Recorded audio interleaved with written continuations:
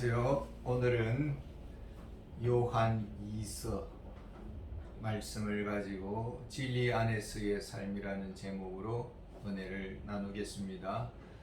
사도 요한은 예수 그리스도의 제자입니다. 다른 제자들은 다 세상을 남아있지 않습니다. 요한 2서가 기록될 당시는 주후 90년에서 95년경입니다. 사도 요한은 에베소 교회를 목회했습니다. 당시에는 영지주의 이단이 교회에 침투했습니다.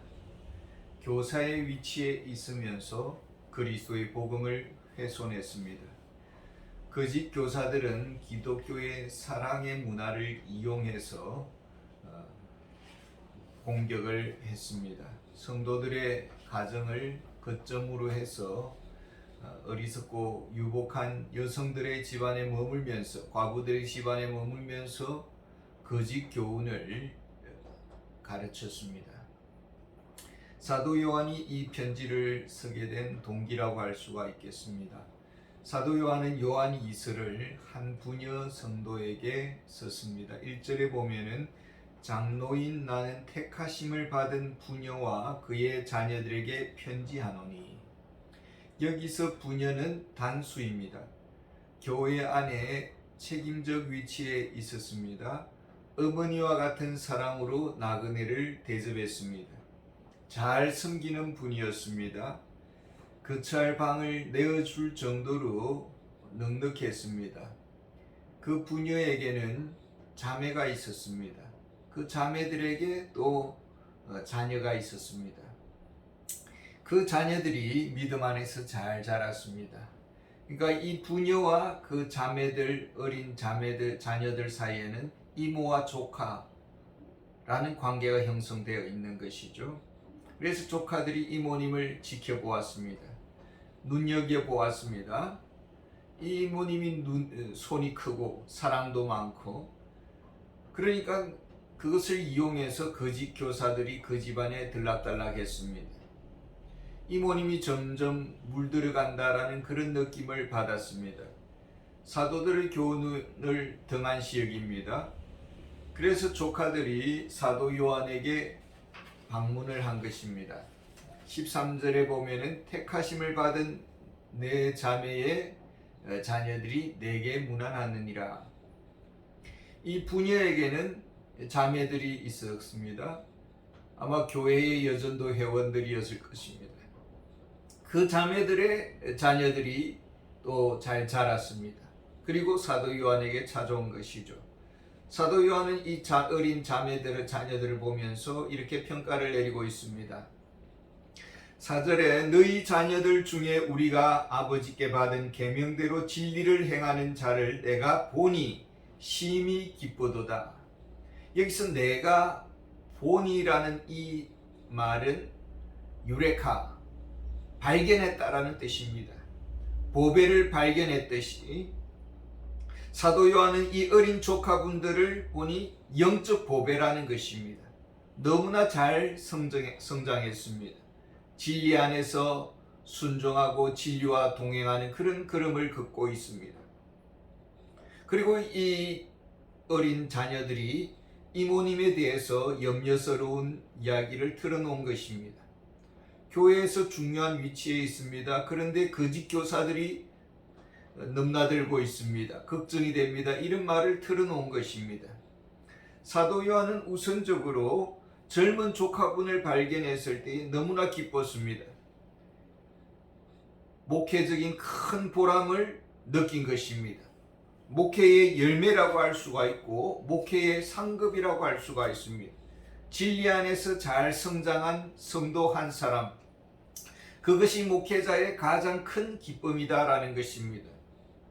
성도 한 사람만 제대로 서도 든든하고 소망이 있고 미래가 있습니다. 이것이 목회자의 마음입니다. 그런데 그 부녀는 사도 요한이 너무나 아끼는 성도였습니다.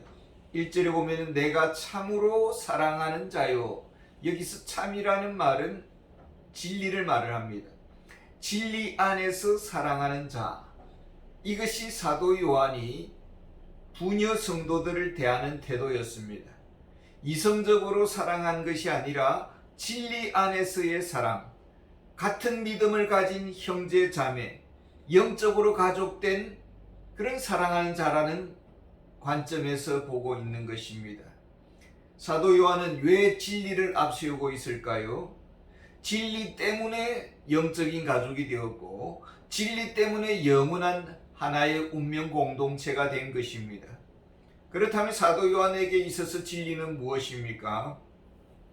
3절에 보면은 은혜와 긍휼과 평강이 하나님 아버지와 아버지 아들 예수 그리스도로부터 진리와 사랑 가운데서 우리와 함께 있으리라.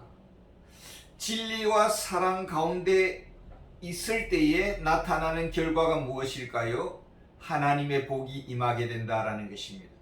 긍휼과 또 은혜와 평강이라는 복이 약속되어 있습니다. 가정의 축복의 셈이 무엇입니까? 진리 안에 머무는 삶입니다. 교회가 부흥하는 축복의 셈이 무엇입니까? 진리 안에 머무는 교회여야 합니다. 바른 복음이 선포되는 것, 이것이 교회의 가장 우선순위입니다. 이것이 가장 목회 사역에 비중을 두는 영역이라고 할 수 있습니다. 말씀 안에 머무는 것, 이것이 교회가 복받는 길입니다. 말씀 안에 머무는 가정, 그 가정은 복에 복을 더할 것입니다. 이것이 하나님의 약속입니다. 그런데 우려스러운 일이 보고되었습니다. 5절에 보면은 부녀여 내가 이제 내게 구하노니 서로 사랑하자. 이는 새 계명 같이 내게 쓰는 것이 아니요 처음부터 우리가 가진 것이라. 거짓 교사로 인해서 지금 휘둘리고 있고 사도적 교훈으로부터 멀어져 가고 있습니다. 이런 조카들의 말을 들었습니다. 그래서 진리 안에서 교제가 회복되기를 원하고 사도의 가르침에 충실하기를 원했습니다. 사도 요한이 그리고 있는 성도의 모습이 무엇일까요? 6절에 보면은 또 사랑은 이것이니 우리가 그 계명을 따라 행하는 것이요. 계명은 이것이니 너희가 처음부터 들은 바와 같이 그 가운데서 행하라 하심이라. 사랑은 계명을 따라 행하는 것이다라고 딱 정의를 내리고 있습니다. 참 사랑은 하나님의 말씀에 순종하는 것이다, 이렇게 말을 하고 있습니다. 하나님을 사랑하고 예수 그리스도를 사랑하고 사도적 교훈에 순종합니다. 그런데 점점 사랑의 마음에서 멀어지고 있습니다. 이것이 바로 이단들이 바라는 것입니다. 하나님의 사랑에서 떠나서 이단 교주를 바라보게 하는 것이죠. 사도 요한이 바라보는 그런 바라는 기대하는 성도의 모습이 무엇입니까? 말씀을 일상 속에서 적용하는 것입니다.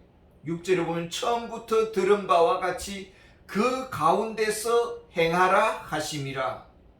하나님의 말씀이 삶과 가깝습니다. 삶 한가운데 적용되는 말씀입니다. 삶과 진리는 조화를 이루어야 합니다.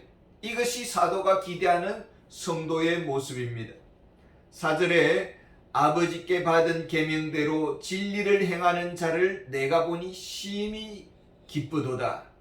진리와 보조를 맞춥니다. 진리와 동행합니다. 그런데 세상은 거꾸로 돌아가고 있습니다. 그렇기 때문에 손해를 봅니다. 손가락질을 당합니다. 비웃음을 받습니다. 그럼에도 불구하고 진리와 함께 걸어갑니다.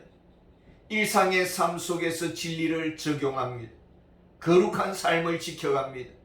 이것이 하나님이 원하시는 삶입니다. 복음에 합당한 삶을 살게 될 때 나타나는 결과가 무엇입니까? 8절에 보면은 너희가 스스로 삶과 우리가 일한 것을 잃지 말고 오직 온전한 상을 받으라. 영원한 상을 받는 길은 진리 안에 살아가는 삶입니다. 거룩한 사람, 사랑의 삶, 세상과 타협하지 않는 삶, 상이 예비되어 있습니다. 그런데 복음에서 멀어집니다. 거짓 교사의 교리에 붙잡혔습니다.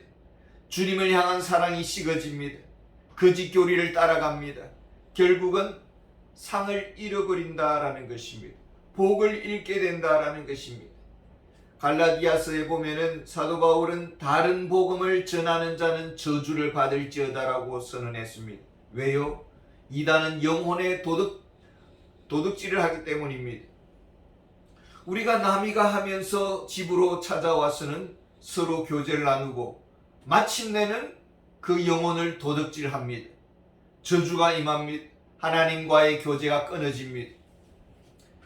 9절에 지나쳐 그리스도의 교훈 안에 거하지 아니하는 자는 다 하나님을 모시지 못하되 교훈 안에 거하는 그 사람은 아버지와 아들을 모시느니라. 하나님과의 교제의 길은 진리 안에 머무는 것입니다. 바른 복음 안에 거하는 것입니다.